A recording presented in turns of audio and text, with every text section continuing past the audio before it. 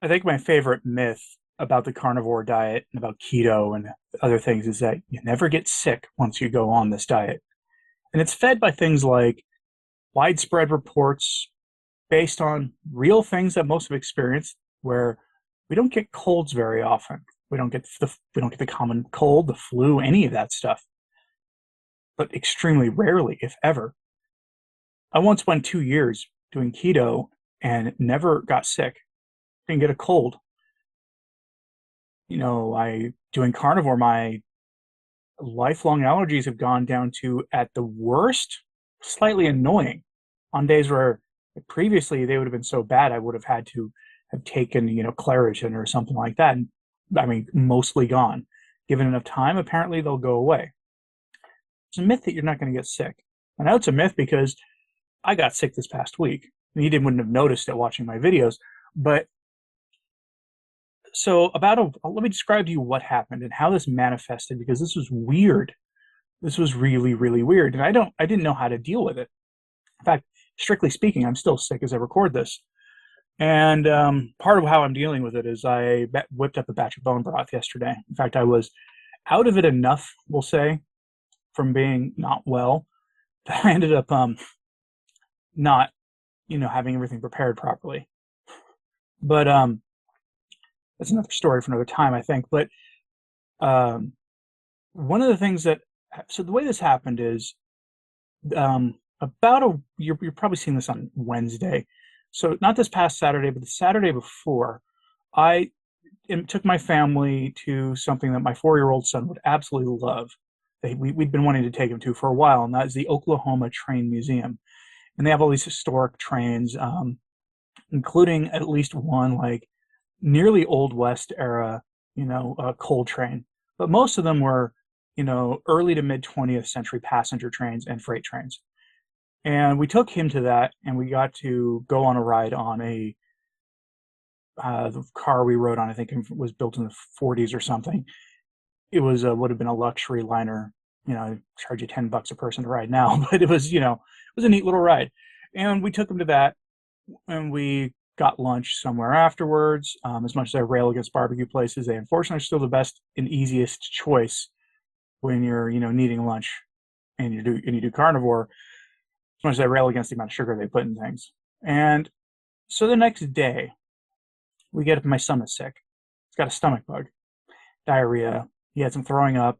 It was unpleasant and kind of derailed everything we were going to do that day. But we stayed home with him. Within a day or so, my wife was sick with the same thing. And a couple days later, it hit me. Now, we're pretty sure it happened from the Oklahoma Train Museum. And if not, it happened from something we had done a couple days earlier, just part of our regular routine, because he might have come in contact with other kids. And this is how it manifested for me. I'm going to show you these symptoms just because, who knows, maybe this is something going around and maybe you've got it too. I don't know. But this coincided weirdly with my second or third week doing at the gym what's called German volume training. This is very high volume, lower weight weightlifting designed to really spur muscle growth. It can have metabolic impacts that are great, including for fat burning. The idea is this: you take an exercise, bicep curl. You know what a bicep curl is. And you do 10 sets of 10 reps. Each set has a very short rest between them, 30 seconds, 40 seconds. To be able to knock those out, you have to lower the weight you're doing. That's kind of the idea. These are used by bodybuilders to get some crazy hypertrophy, and it also has like metabolic effects.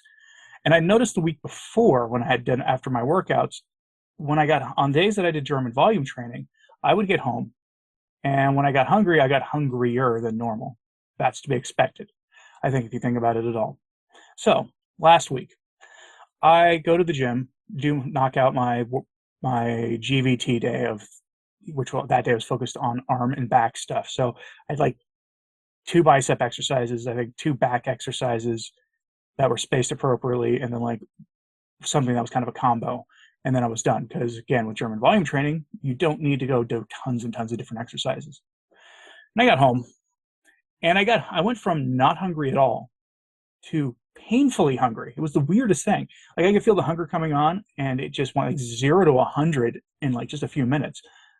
It was almost debilitatingly painful hungry, which was weird. That's a new thing to me. I've never been that hungry before.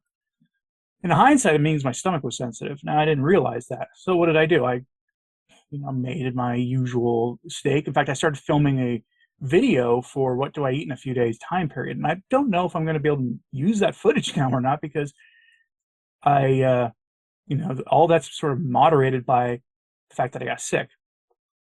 But I think I had like a ribeye or something, a normal amount of food that would have satisfied me. Barely took the edge off the hunger. And then I had one of these. These are the electrolyte packets. These are Element electrolyte packets. This is one of the watermelon ones. Probably got the flavored ones, I think, right now. But I had one of those, and normally I can drink 2 to 3 of those in a day. In fact, to get my sodium, sometimes I have to drink 2 of them a day. And I could drink one in a few minutes. So I did that. And then my stomach got into knots a few minutes later, and I started having to run to the bathroom. Diarrhea, fun times. I spent the next few days with my stomach roiling. That's new. I never had, I had that feeling of I could possibly throw up, but I managed to hold it back. And so what's it got to do with the carnivore diet? Well, I didn't know what to do because some of the things that started happening was my usual hunger cycles just went away. Normally, I get hungry after a workout, and then I'll eat a second meal mid to late afternoon, and then I'm good for the day. I have a couple hours in the day where I'm hungry a little bit, but I don't eat until the appropriate time. As a disciplinary thing, as a self-control thing. That didn't happen. There was there was a couple times where I had that sense that I should eat something. It'd be a good idea to eat something, and so I did, and it seemed okay.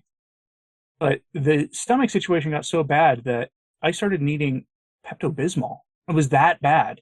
And I, like most of you, I'm guessing, don't keep that junk in the house. Why would you? So I had to go to the store and buy Pepto-Bismol just so that I could have it, be functional. That's how bad this got. And within about 36 hours, I was starting to recover. I hadn't put the math together yet. And then I had another one of these. Immediately came back and ruined the next 36 hours. And I'm going to try having another one of these again soon. And it's going to be different, though. Normally, I have 2 in a day, and I compound it and just get it done. This is going to be one of those I sip on it all day kind of things. But, my eating volume went down a lot. I actually got on the scale this morning and expected to have seen weight loss. That's how much less I'd eaten. And lately, I haven't been tracking or trying to lose. I've just been in a happy, stay the course, just stay carnivore kind of place because my sort of external stressors are causing, my desire to track and be restricted to go away. And so I got on the scale expecting to see that I'd lost weight, and I'd actually gained 5 pounds. That was new. How did that happen? Well, let's do some math here. First, again, start, taking Pepto-Bismol a couple of times during that day. That's some weird stuff. I would bet that stuff didn't sit well in the stomach by itself, but for other reasons. And it may have done the job because it's medicinal. Not the kind of thing I normally can put in the body. But the other, inflammation. I mean, if you're rushing to the bathroom several times a day to deal with an adverse food reaction because of a stomach bug, there's going to be inflammation involved. And so it says I gained 5 pounds. Now, I hadn't weighed myself in a while either, which also brings the next thing. Before I started doing German volume training a couple weeks ago, I had been easing my way into high volume, reduced weight kind of training. It could be muscle mass, but I will tell you right now, if I put on 5 pounds of muscle in the last couple of months, then I need to start publishing books on bodybuilding and charging people for how to put on weight training programs because that's a miracle thing. Now, I've always known that I've had a much easier time putting on muscle and things than other people do. That's still nuts. So be wary. There is something going around, I think, at least out here in central Oklahoma, there is. Probably elsewhere too.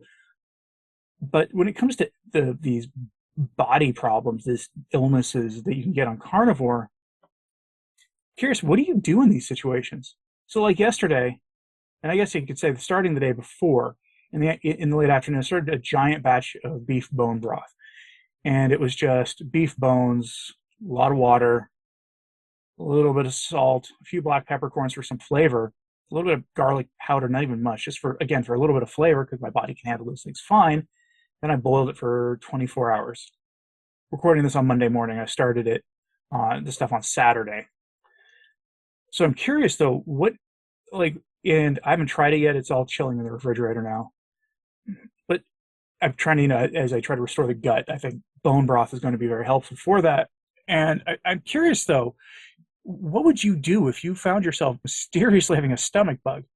The kind of thing that you think at first might be food poisoning, except the problem is, yeah, I may have tried a restaurant that I wasn't familiar with, but when you do that, you usually know that this is that the restaurant is the cause of it because you get sick within the day or the next day. Yeah, my son got sick the day that next day. My wife the day after, and then I a couple days later after that. That doesn't explain it because food poisoning doesn't work that way. It usually hits you pretty quickly. So I'm curious how you handle that. Like, when you get sick like that, what are you reducing what you eat to? Because it's been so long since I've been sick.